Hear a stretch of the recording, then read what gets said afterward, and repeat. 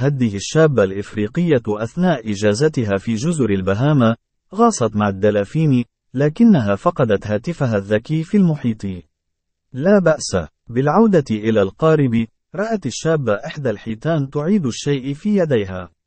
حسنا، الهاتف لم يعد يعمل، لكن النية كانت جديرة بالثناء. حكت الشابة قصتها لأول مرة مع أصدقائها ومتتبعيها على تويتر، حيث أثارت الشكوك، ولم يصدقها البعض، حيث قالت إن لا أحد يصدقني عندما قلت إن هاتفي سقط في المحيط، وأعاده لي دولفين، واستهزأ مني الكثير، وقالوا إنني أريد فقط جمع المشاهدات وربح المال من الفيديوهات، لكن كان علي من الضروري بعد ذلك أن أنشر الفيديو لتروه بأعينكم.